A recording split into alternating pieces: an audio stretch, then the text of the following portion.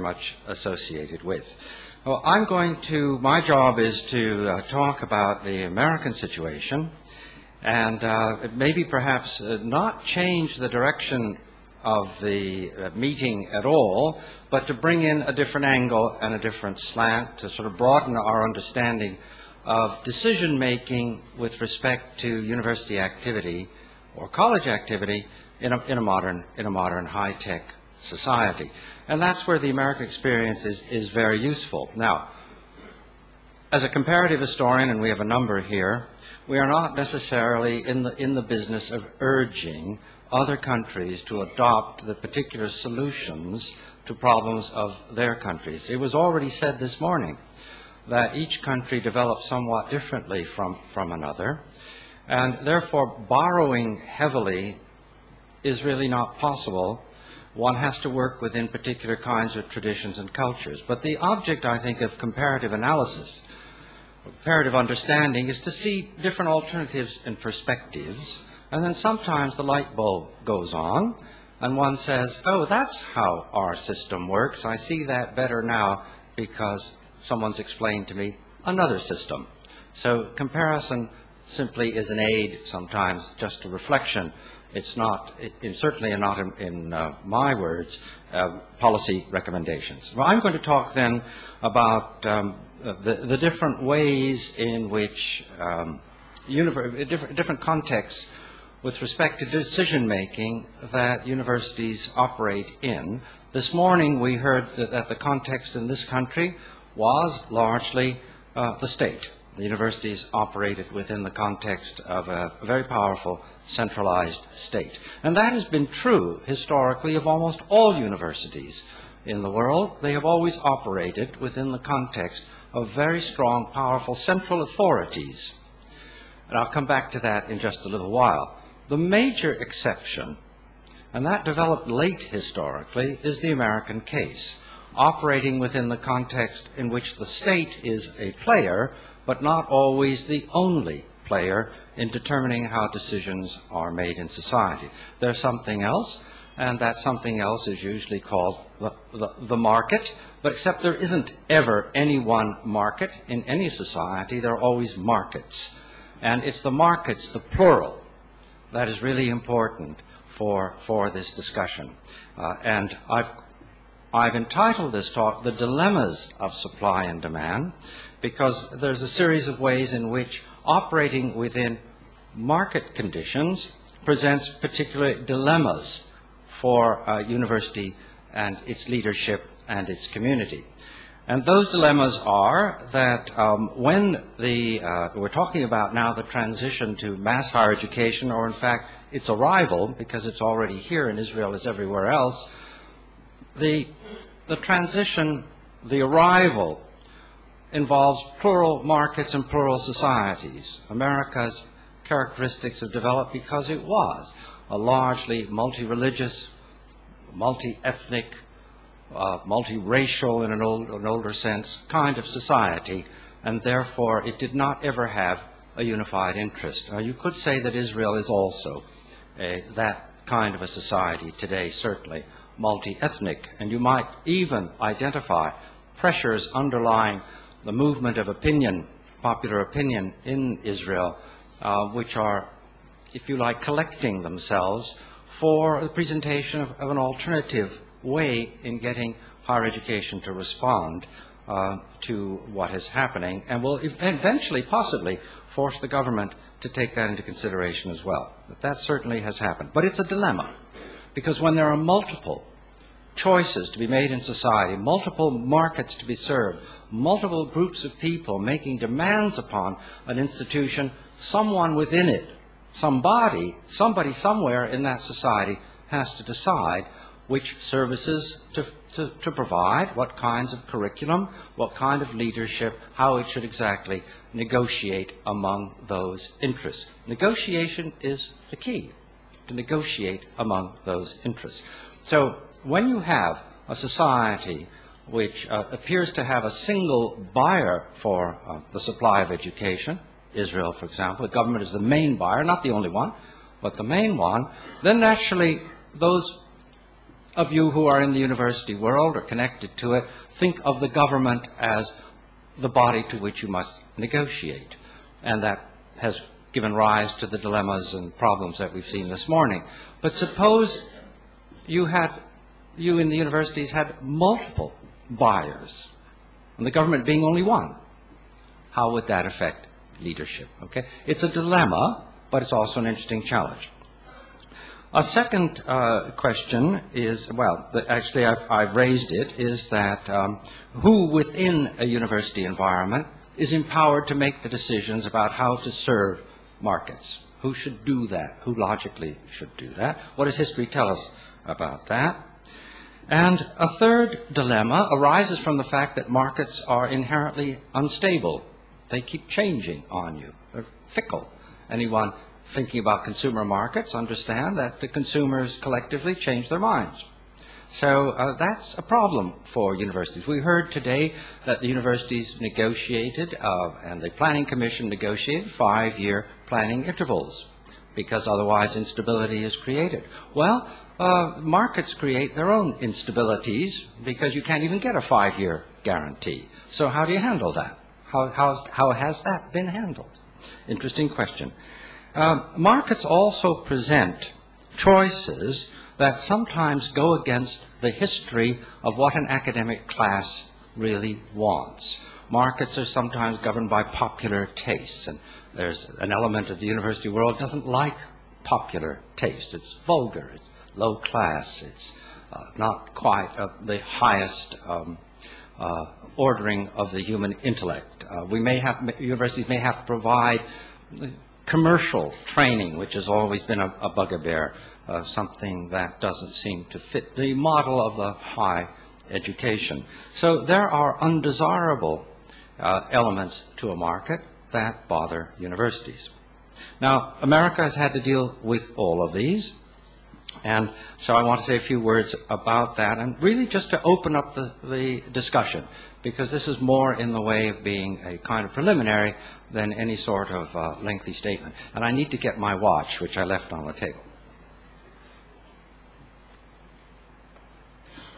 because otherwise it won't be preliminary. It'll go on for 2 hours.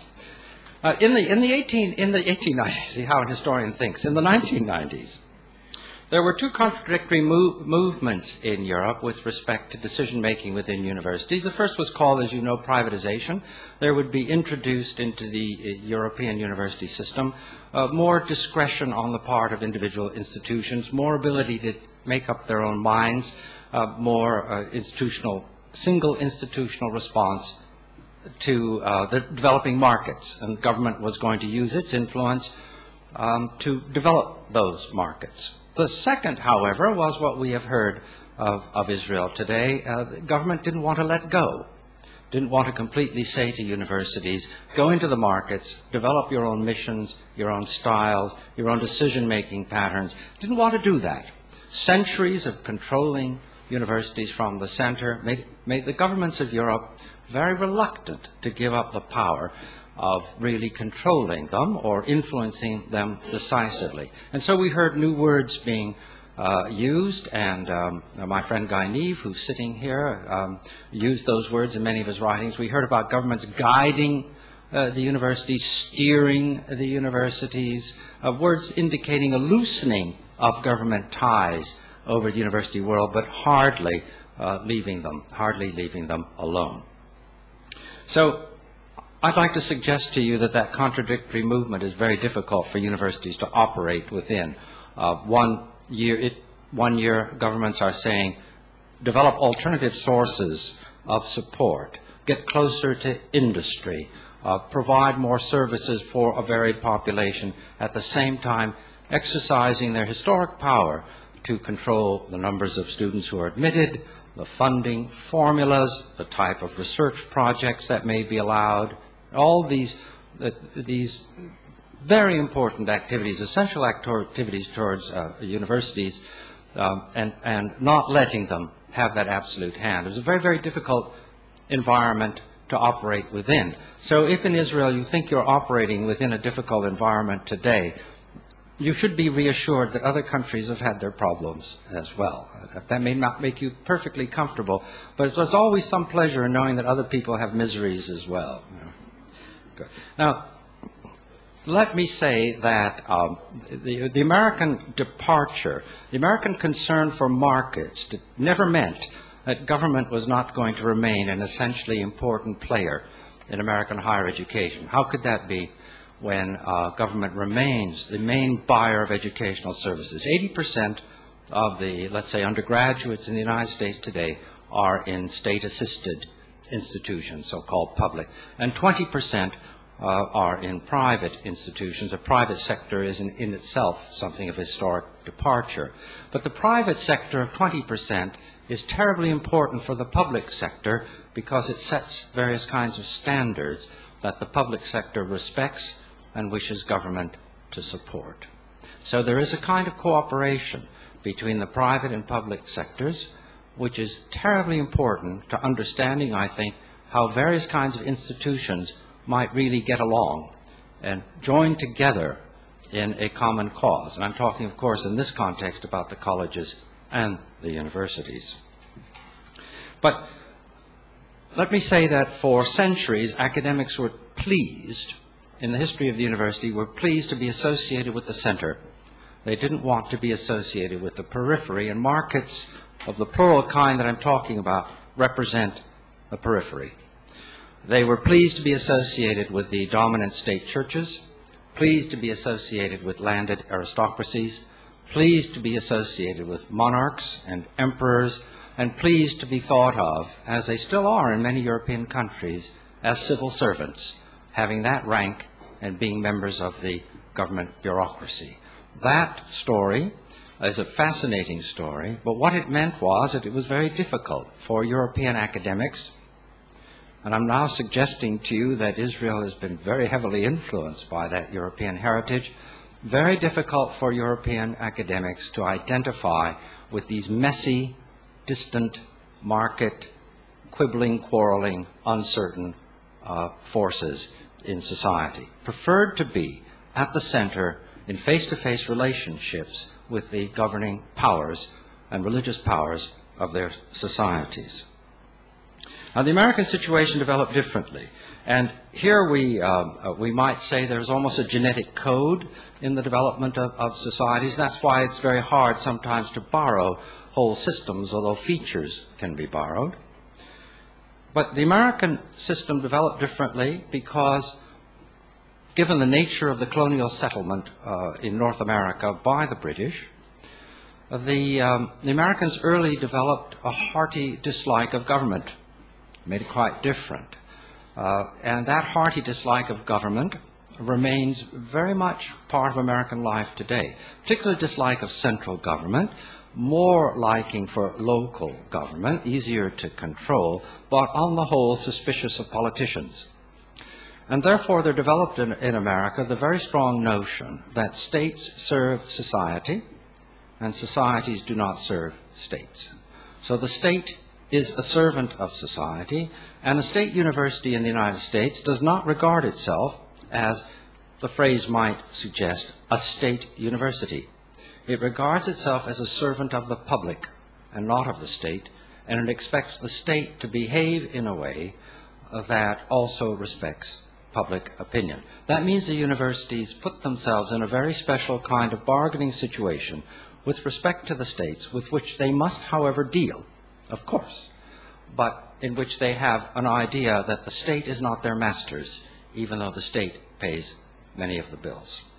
So that we've inherited, along with a federal system giving educational authority to the states. A lot of influence from Scotland, which I won't go into, but which had a strong democratic component to it. Notion of a competitive society in which institutions would use markets to compete against one another, but then would also cooperate.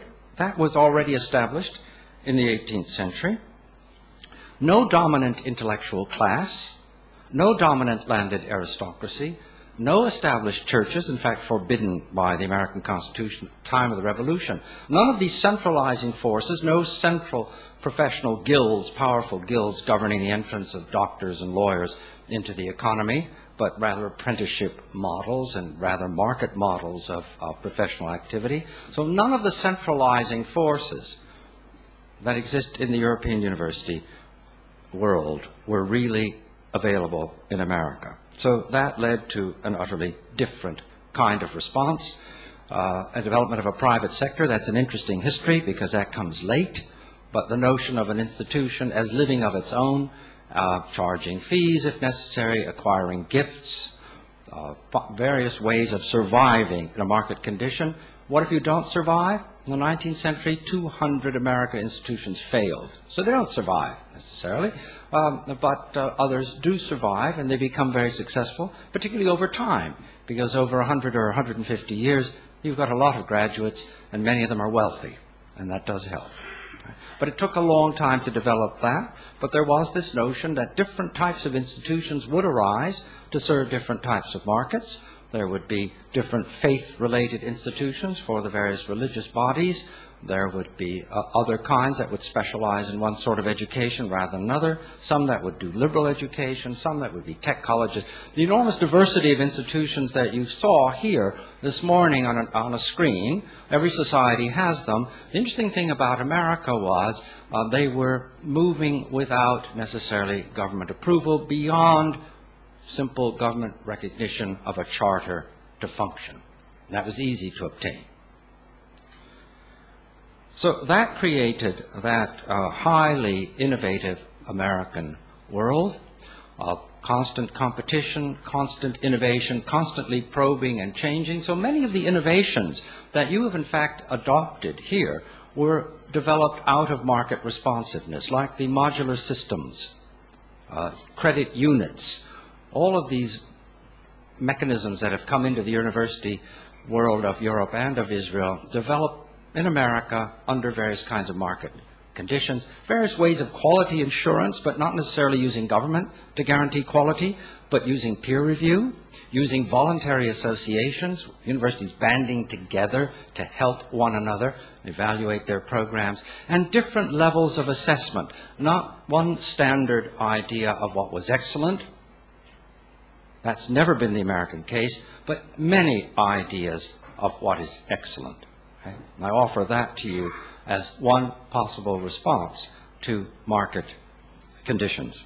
Also, and this is a point that my colleague Martin Trobe has made repeatedly in extraordinarily wonderful ways, this market responsiveness meant that there had to develop within universities highly enterprising presidents, chancellors, deans, whatever you want to call them, leaders, who would act on behalf of the institutions and make the choices that could not be made if the governance structure were a different one. If it were, for example, the characteristic European faculty system, the system of faculties where the senior professors, the chair professors, and the deans govern the faculty. That was an institution beautifully contrived for the purposes of maintaining stability and the status quo. But if you are in a market economy situation, playing off government against professional demands, against popular demands, you need another kind of structure. So the faculty structure disappears. We had all that kind of stuff. And it is replaced then more by what we call now the departmental structure, but smaller units, more responsive in a disciplinary way to what's happening outside, having adaptive powers within the larger system. So that larger system was given a name some 40 years ago by the ex-president of the University of California, now deceased, Clark Kerr, one of the really great names in American higher educational history, who said, we have a new kind of university in the world which is not uni, but which is multi, and he coined the phrase multiversity. Point about the multiversity is that, of course, the Technion is a multiversity, the Hebrew University is a multiversity. All institutions today are multiversities, but they don't quite always understand how multiversities act. And they want to act as if they're perfectly unified, which I'm going to suggest to you is quite impossible. You have to find some method of common agreement, but acting all these different disciplines, serving different markets, are not going to be able ever to be unified into a central vision. That's why I think a number of us are saying, forget all about von Humboldt. Those days are over. Not going to be a Humboldtian university in the world, but a university composed of many different kinds of interior bodies, acting quasi-independently, okay? And some of them within the same institution will have a higher standard of achievement, better students, and greater reputation than others. And that's a fact of life. We all have to live with that. Now, I'm just about, I think, Neal, to come to the end. I've lost all track of time because I don't know when we started. But 5 minutes. Well, I'm doing very well. A few words have been mentioned this morning about the California Master Plan.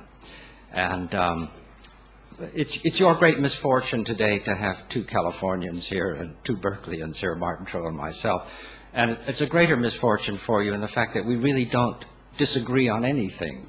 So you're likely to get the same message from both of us. But we're Tweedledee-Dee and Tweedledee-Dum in Lewis Carroll's Alice in Wonderland. You can't tell us apart from sometimes. Sometimes I think I'm really Martin Troll. Martin, you've never thought you were me, I'm sure. No. At any rate, the California Master Plan, I just want to throw this out because I think that Professor Todd Moore has some notions that we should really talk about this later.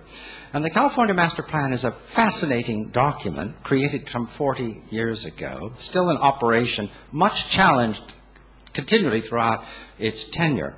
And I won't go through all the details of it, but it establishes only very broad principles on which California's public higher education system ought to be governed. There are three segments: 2-year community colleges, a second segment of 4 to 5-year degree granting, and then the University of California, the principal research arm, and the main training ground for doctors and lawyers. It establishes those segments, then it behaves in a very European way. It assigns missions to those segments and prevents them from operating clearly in market conditions. If it did not do that, the 2-year colleges would say, there's nothing to prevent us from becoming 4-year colleges. We'll just go out and operate in the market, try to raise the money, or try to get government, convince government to support us. So the master plan prevents that from happening. It constrains that part of the market. Okay? So in what sense is it an American document? Well, in a very powerful sense, and this was mentioned earlier and was mentioned by Professor Todd Moore. It creates a free market of students. It recognizes the power of the student as consumer, and it specifies student transfer as the linchpin of a modern democratic system.